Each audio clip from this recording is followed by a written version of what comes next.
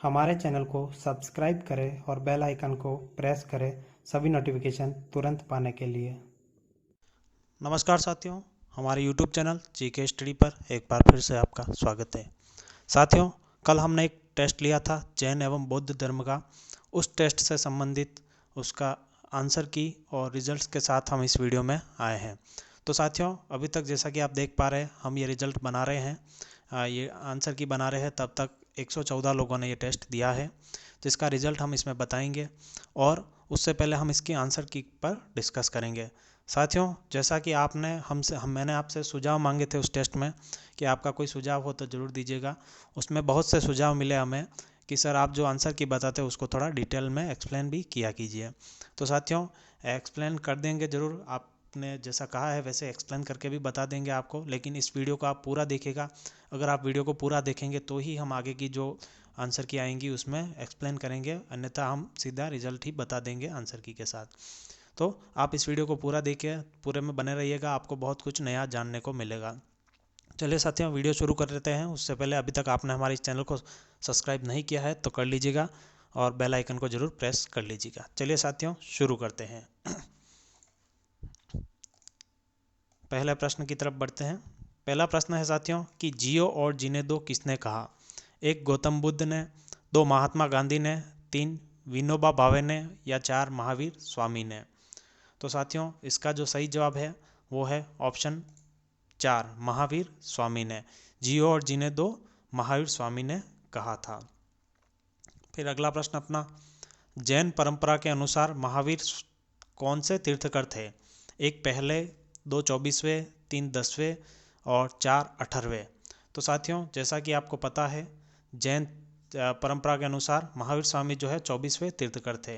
महावीर स्वामी से पहले 23 तीर्थकर हो चुके थे, जिसमें पहले तीर्थकर इनके जो माने जाते हैं वो है ऋषभ देव, जिनका उल्लेख हमें वेदों पुराणों में मिलता है।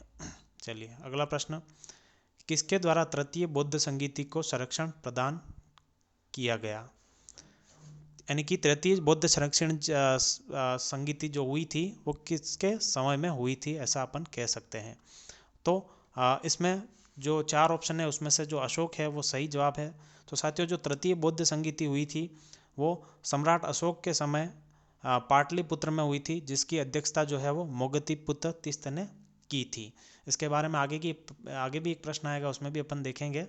तो तृतीय बौद्ध संगीति सम्राट अशोक के समय में हुई थी। ठीक है। फिर अगला प्रश्न, निम्नलिखित में से कौन सा बौद्ध पवित्र स्थल निरंजना नदी पर स्थित है। एक लुम्बिनी, दो बोध गया, तीन कुशीनगर, चार ऋषिपतन। तो इसका जो सही जवाब है साथियों वो है ऑप्शन तीन, बोध गया। यानी कि बोध गया जो है वो निरंजना नदी के किनारे स्थित है। अब साथियों, आपको कई बार इस निरंजना नदी का नाम जो है वो कुछ अलग भी मिलेगा, जिसे वर्तमान में फल्गु नदी कहते हैं।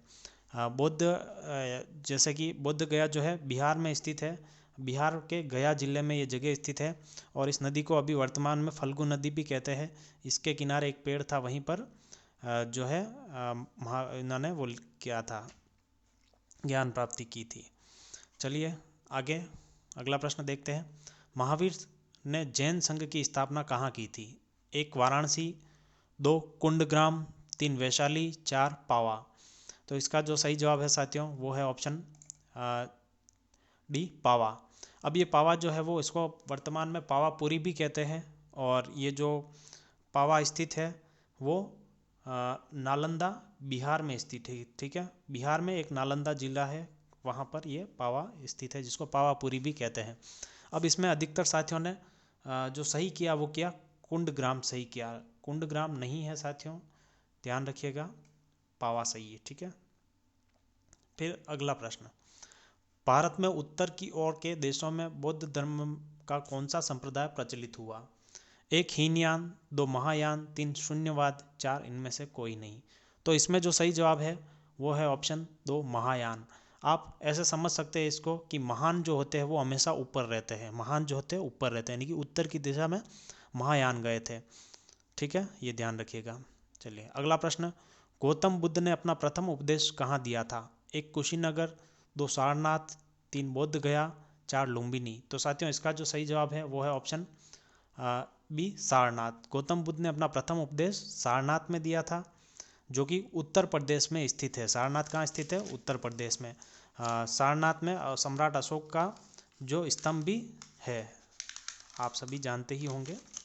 चलिए अगला प्रश्न देखते हैं अपन।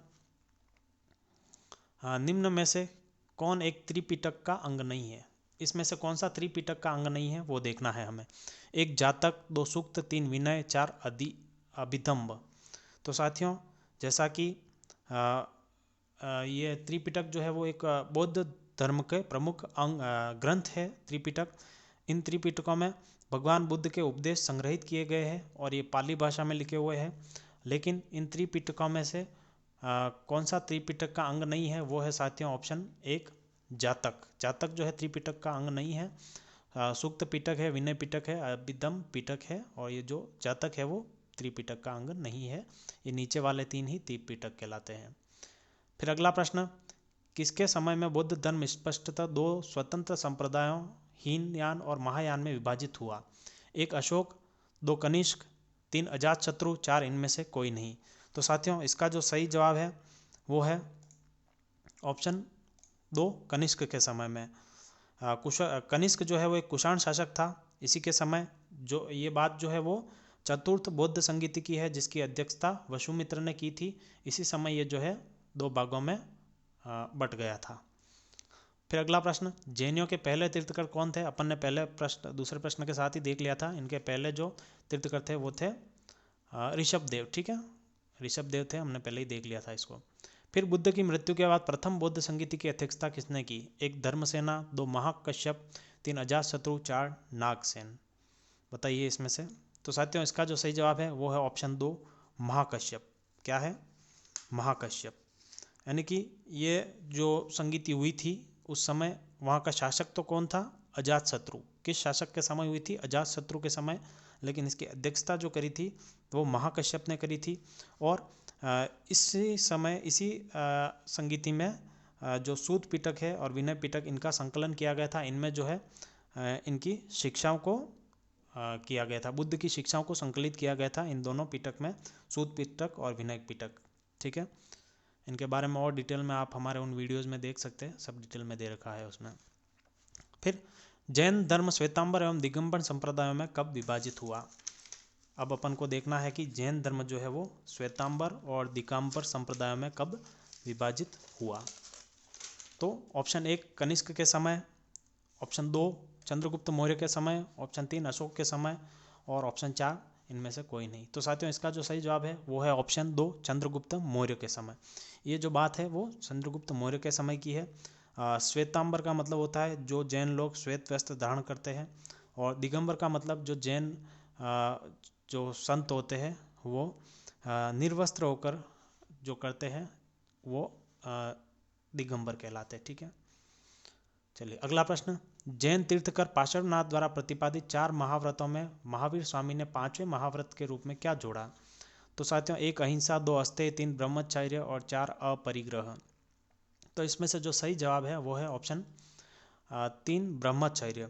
महावीर स्वामी का मानना था कि उपयुक्त चारों बातों का पालन तब तक नहीं हो सकता जब तक मनुष्य विषय वासनाओं से दूर नहीं रहता, इसलिए उन्होंने ब्रह्मचर्य इसमें जोड़ा।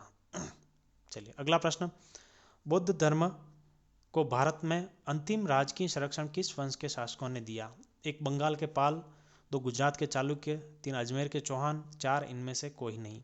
तो साथियों इसका जो सही जवाब है एकदम वो है ऑप्शन एक, बंगाल के पाल।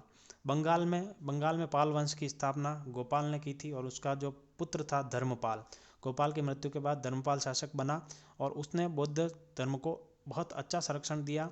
और इस वजह से बौद्ध ग्रंथों में कहीं कहीं लिखा मिलता है कि धर्मपाल को परम सौगात की उपलब्धि दी है। बौद्ध लेखों में धर्मपाल को परम सौगात की दी है उपाधि।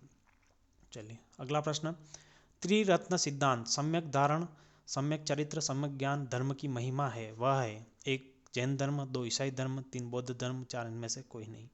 तो साथियों ये त्रिरत्न सिद्धांत जो है वो जैन धर्म का है, जिसमें सम्यक ज्ञान का मतलब है सत्य असत्य का भेद समझ जाना, और सम्यक दर्शन या धारणा जिसका अर्थ है जैन उपदेशों में दृढ़ विश्वास रखना, और सम्यक चरित्र का मतलब है, आप जानती हो चरित्र के बारे में, चरित्र को अपने सही रखना।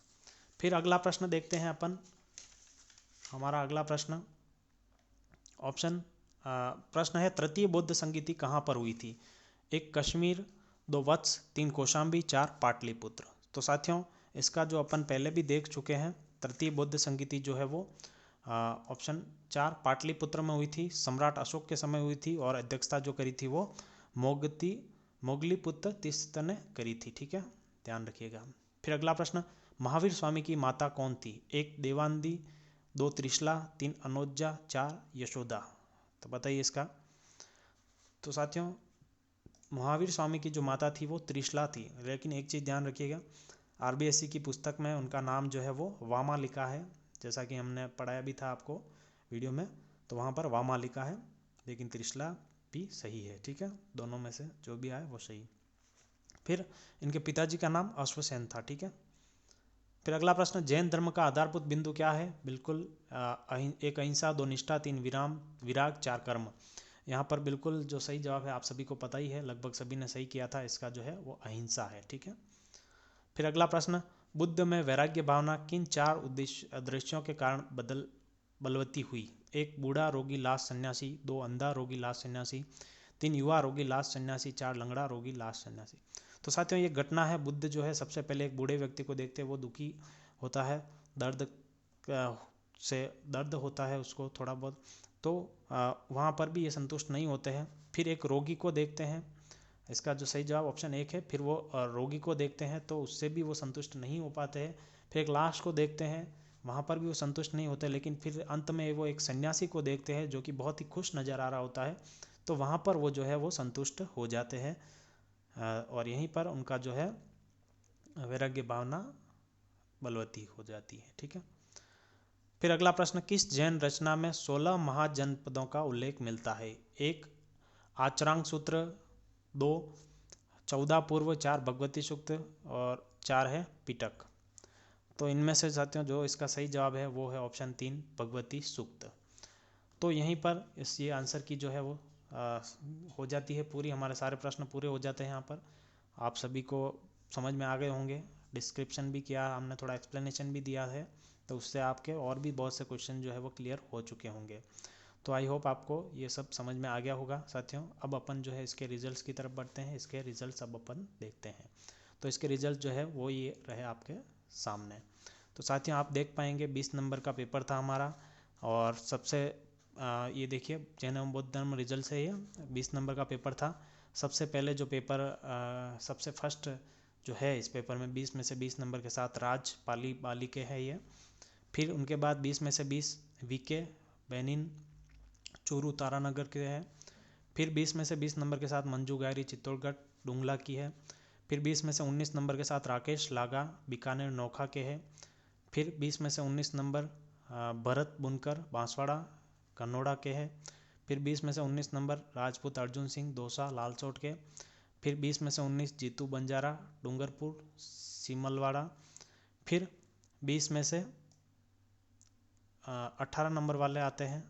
20 में से 18 नंबर जो है वो है सुरेश हनुमानगढ़, फिर नाथी यादव जयपुर, फिर मुकेश कुमार यादव जयपुर, फिर नेहा गुप्ता दिल्ली, फिर कैलाश पटेल उदयपुर, फिर जितेंद्र नाथ नागौर।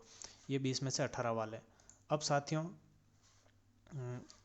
अब जो भी है वो अपना देख लेना, मैं स्क्रॉल कर रहा हूँ धीरे धीरे, जो अपना अपना रिजल्ट जो है आप देख लीजिएगा। आप जहाँ भी इससे भी है देख लीजिएगा, इसमें अपना अपना रिजल्ट धीरे धीरे स्क्रॉल करूँगा मैं, सभी अपना अपना रिजल्ट ज़रूर देख लीजिएगा।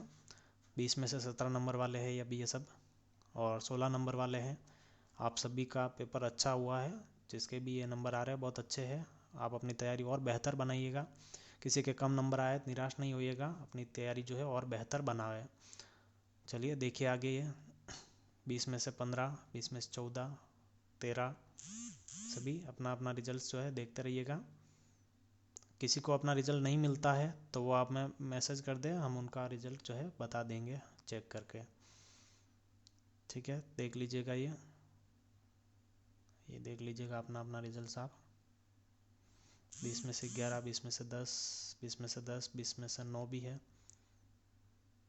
देख लीजिएगा सब अपने अपने रिजल्ट देख लीजिएगा। 20 में से 6 वाले भी है, 20 में से 5 भी है, 20 में से 4 भी है और 20 में से 0 वाले भी है, 3 जनाब। ये सब जो है अपनी तैयारी को और बेहतर बनाइएगा। 20 में से 0 नंबर नहीं आए, 0 वाले जो है इन्होंने क्वेश्चन अटैम्प्ट ही नहीं किए या फिर इनके जो टिक है वो टिक ही नहीं हुए दिखे और बिना टिक ही इन्होंने सबमिट कर दिए, क्योंकि प्रश्न में जब तक आप उसमें टिक नहीं करोगे तब तक ये नहीं होगा। तो यहाँ देख लीजिएगा इनके खाली आ रहा है पूरा, इसका मतलब है कि इन्होंने जो है इनका टिक हुआ ही नहीं है क्वेश्चन, क्योंकि ये गूगल फॉर्म से लेते हैं हम एग्ज़ाम, तो इसमें आपको टिक जो है वो फिल करना ज़रूरी है, नहीं तो आपका सबमिट तो हो जाएगा लेकिन रिज़ल्ट जो है वो नहीं बनेगा, इसीलिए इन तीनों के 0-0 हो रहे हैं। चलिए कोई बात नहीं साथियों, नेक्स्ट टेस्ट में अच्छे से दीजिएगा तो पूरी तैयारी के साथ मिलते हैं नेक्स्ट टेस्ट में आपके साथ अच्छे से किसी टॉपिक पर टेस्ट लेंगे अगला अपन। तो साथियों वीडियो आपको अच्छा लगा हो तो लाइक कीजिएगा, शेयर कीजिएगा, कमेंट जरूर कीजिएगा, आपके नंबर जरूर कमेंट कीजिएगा कितने बन रहे हैं, और किसी को अगर रिजल्ट नहीं मिल रहा है तो वो भी जरूर कमेंट कीजिएगा, उसका रिजल्ट हम बता देंगे। चलिए साथियों मिलते हैं नेक्स्ट वीडियो में, तब तक के लिए बाय, अपनी तैयारी जारी रखिएगा और अच्छे से बेहतर बनाइएगा।